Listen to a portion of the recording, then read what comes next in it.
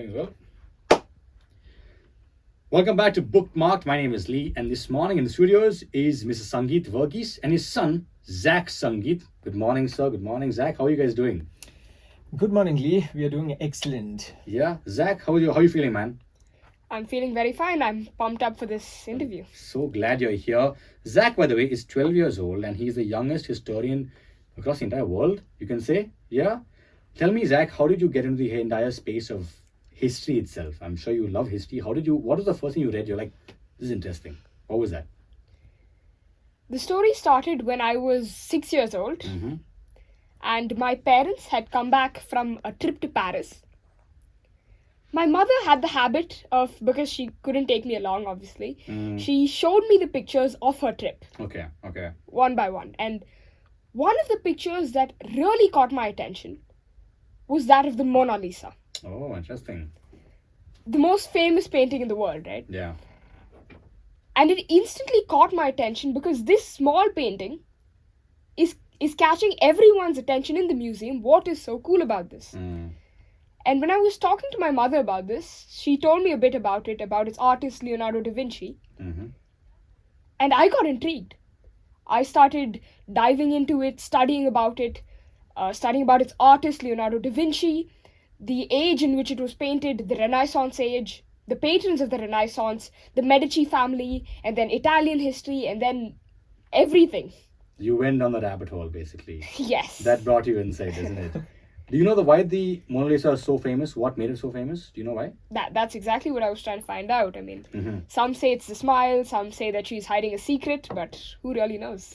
I'll tell you actually one of the other stories why. So it was stolen back in the 20s, and before that it wasn't that popular at all, actually. Yeah. And because it was stolen, I think when they returned it back to the museum, the papers made a huge hue and cry about it, and everyone wanted to see what was so exciting about the painting, and it became the famous Mona Lisa. So the paper, so journalism, and technically the first out of history was the one that blew the entire thing up. And your new book is called Hidden Links: How Random Events Have Shaped the Future, right? Have shaped our entire world. Mr. Sangeet, tell me more about yourself itself. As a prior author yourself, and now you're doing your first book with your son. How was the entire collaboration like? How was that feeling to sit and write with your son, who's just 12 years old? Right. Yes, so the journey actually started during the COVID age. So Zach was authoring his first series of books, which was published by Hachette at that point of time. So what he would do is that whenever we used to go out for our evening walks, Zach would come out and discuss what exactly he's studying at that particular point of time. So he would be talking about Napoleon Bonaparte or the Battle of Plassey or Genghis Khan. Amazing. So as he was talking about it, by profession, I'm a strategic planner. Right. I look at things in its entirety. I read between the data. For me, it is between the data what is more important than what it reveals. Right. So as he was talking about some of the incidents, say for example, Silk Road and Genghis Khan and the fall of the Constantinople and events such as these, different days, but I could see some hidden patterns out there. These are not different incidents, though it is depicted as separate events, separate people. I saw that there is a hidden link between these, connecting between these. That's where we started out. And then we started exploring, we started figuring out some of those connections between the events, and we were up to something marvelous, as in the disproportional effect of some of these incidents, like the fall of the empires, migrations, climatic changes, and how they all fall together, come together, and affect our modern lives. Wow. That's what the book is all about. Superb. Tell me more, like, when you were writing with him, any challenges that did you face were like, oh my God, son, please don't do this, or please do this? Any those incidents? Zach, you tell me. I'm sure he's gonna. Well, at the end of the day, it's always a father-son duo, so Right. there is a strict hierarchy in place. He is the boss. This does not go in the book. It doesn't go in the book, basically. But I would love to know a small little story from the book. Maybe that could tell us more about how this hidden link comes through. If you have like a small little incident, that would really give us a peek into the book. Excellent. In fact, this is how the book kind of started out with, right? Perfect. So Zach had this long thread. He used to call it the threads, right? Long thread on women empowerment. Okay. Right? How women empowerment came out to be, and why there is a misogynistic attitude which is prevalent in this world. Right? So we started thinking through this. Right? So that's where one of my favorite threads came about. Right? So it starts with around 2500 BCE. You end up seeing 4-5 very prominent civilizations in this world. Right? So on the one hand, you have the Indus Valley civilization, which is centered in South Asia. You have Sumerian civilization in the Middle East. You have Minoan, which is in Europe. And you have the Egyptian old civilization, which is based in Africa. Right. All of them peaked at the same time, which is about 2500 BCE odd. Right? And there is a very peculiar thing as far as all these civilizations are concerned, which is that all of them are agrarian civilizations. Yes. Right. They are river-based civilizations, they are water-based civilizations. And agrarian civilizations, again, has got a very particular attribute about them. Is that women are kind of equivalent in an agrarian society. Because the work division is kind of equivalent between a man and a woman when it comes to an agrarian society. Right. A man would till the ground. A woman could also till the ground. A man would sow. A woman would sow. Yeah. A man would reap. A woman would reap. Plus, the woman would also go back and tend to the household affairs. So in all these civilizations we are talking about, whether it is the Indus Valley, Sumer, Egyptian, or Minoan in the Greek, all of them had very high amount of women empowerment. Right. Now we cut to about 1700 BCE. Very strangely, coincidentally, bizarrely, we end up seeing that every single one of these civilizations, though they are in different continents, different parts of the world, all of them collapse at exactly the same time. How bizarre is that? Very strange.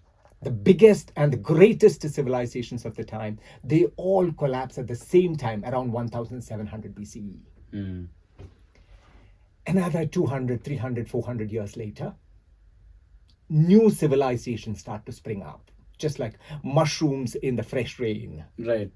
Especially since it is cyclone time, right? Mushrooms in the fresh rain. New civilizations, the Vedic civilization in South Asia, Mycenaean civilization in Greece, which is in Europe, in the Egyptian New Kingdom, which is in Africa, and the Hurrian Kingdom of Mitanni, which is there in the Middle East.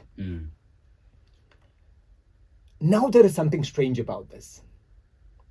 A lot of these things, what we are talking about from a cultural perspective, is exactly the same between the previous civilizations, the Indus Valley and the Sumer, and all those civilizations are exactly replicated by the New Age civilizations. One thing differed: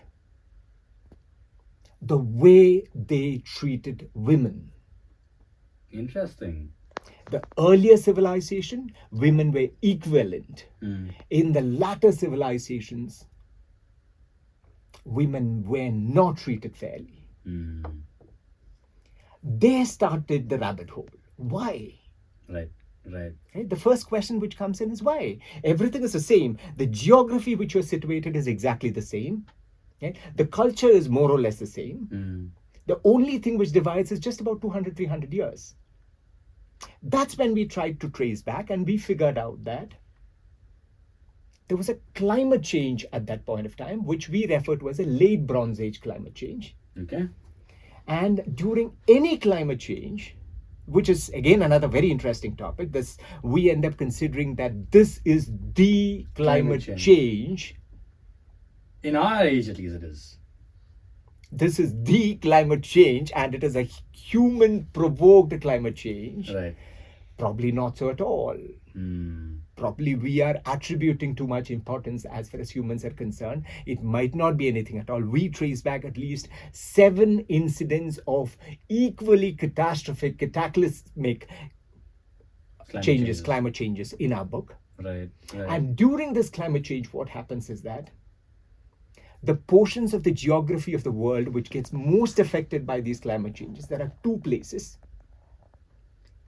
One is the Middle East, and the second one is the Eurasian steppes, Right.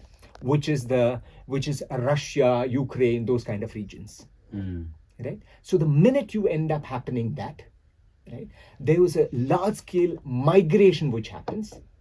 There was a migration which happened during that particular point of time, and the civilizations were dying. They replaced these civilizations, but the new people who came in from a completely different world. I see. Historically, genetically, they say that it was a man march from the Eurasian steppes. It was predominantly men who came in and occupied the land. There were 14 men and 2 every single woman.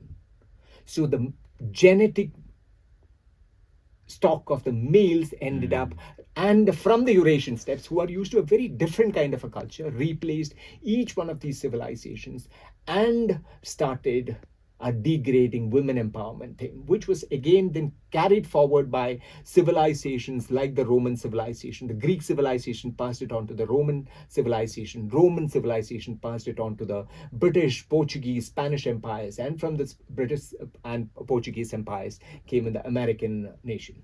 Wow. That's incredible. So climate change can be attributed to women empowerment. That's the link in this book. Absolutely. That's one of the chapters of the book. That's one of the chapters of the book. We have got very interesting other chapters like that. For example, something which we call as a fountainhead epoch. Whatever we are enjoying in this world at this point of time, whether it is a religions, whether it is a philosophies, whether it is a nation states we are talking about, whether it is science, maths, history, every single subject, whether it is the bureaucracy, whether it is the nation states, everything can be attributed just to 300 years, 600 to 300 BCE. Our world was made, and it was made because the previous world was wiped clean by another climate change. Oh my God. I can't wait to read this book because I'm a huge history buff myself. I love history and I love to know what, our entire civilization, our entire human race went through as well. So looking forward to catching this book and, going through these intricate details of everything. I'm so excited.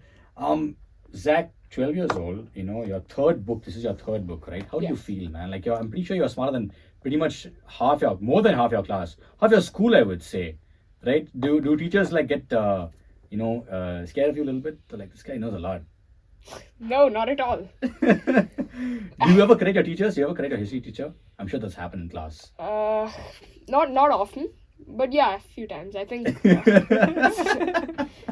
I think she got one of the dates wrong. Oh my God, the that's textbook the worst. got it. Yeah. Right, but the textbook got it wrong. Yeah, but See, this is what you need. You know about the textbook? Yes, I do. I have 3 books myself.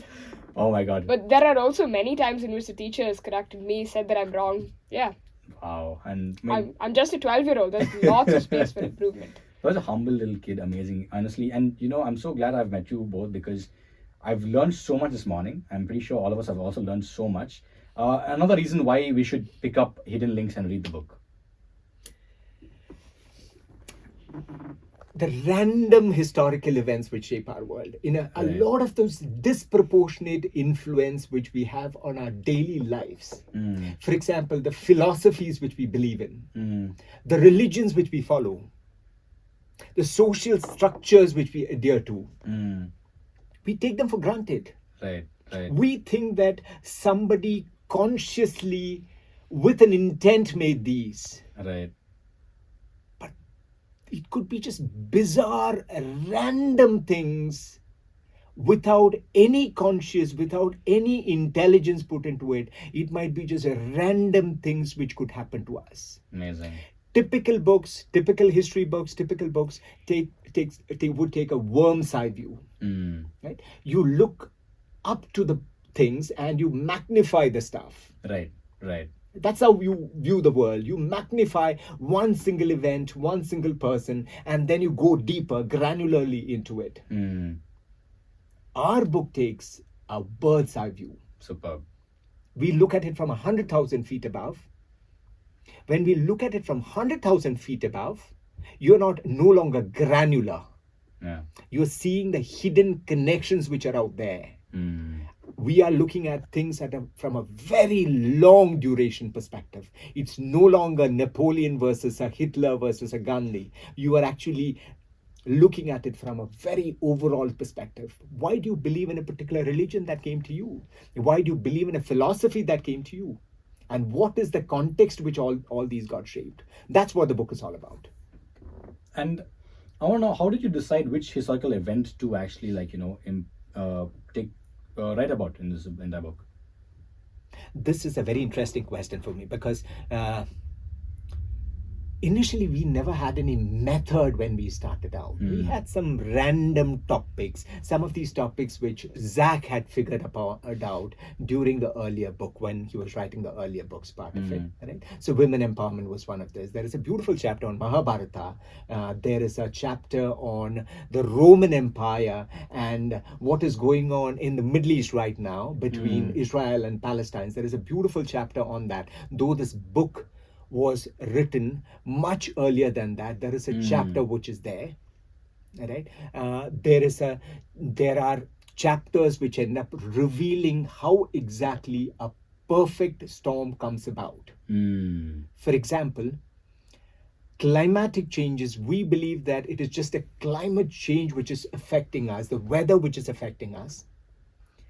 Every single one of these 7 climate change incidents, we are putting it over here, it had a pandemic at the center of it. Every single one. Wow. Whether it is a Justinian's plague, whether it is the Antonine plague, whether it is a Black Death, whether it is a COVID-19, whether it is a Philistine's plague, every single one of them. Every single one of the climate change typically on an average happens at a duration between them is about 500 years. Each one of them last on an average for about 350 years. Wow. Pandemic is one thing. Wars in the Middle East and the Eurasian steppes, almost always a given. Almost always a given. Eurasian steppes, yeah. I remind you, again, it is a region in the Russia and Ukraine and Uzbekistan. That's the Eurasian steppes which we are talking about. Right. Almost always there would be migrations. And always it results in the collapse of the superpower of the time. Always. Whether it is the old Europe, whether it is Indus Valley and the Egyptian civilization I spoke about, whether it is a Roman Empire, whether it is a Byzantium, whether it is a Mongol Empire, whether it is the Portuguese, Spanish empires, always the superpower bites the dust at the end of a superpower, of a climate change. And after 300 years, new one springs up. So I think we're in the middle of our little bit of our random event in history, basically. Yeah. Well, let's see. The book is called Hidden Links: How Random Events Have Shaped Our World. The author, of course, Mr. Zach Sangeet, and his dad, Sangeet Verghese, are here in the studios. Thank you so much once again for coming down and just sharing with us this beautiful little book on so much that has happened across the entire history of our world. And to know more about it, buy the book, Hidden Links. And I think I have a few books that I can give out on air as well. So if you want to get the book from my side, just drop in a message on the WhatsApp number with Hidden Links and you'll get a book for yourself. Hidden Links on 888-943-943. Thank you guys once again and have a great day. Thank you so much, Lee. And we would sign it. So these would be the autographed books which we would be getting. Even better, even better. All right. Thank you guys. Have a great day. Thank you so much. Thank you very much.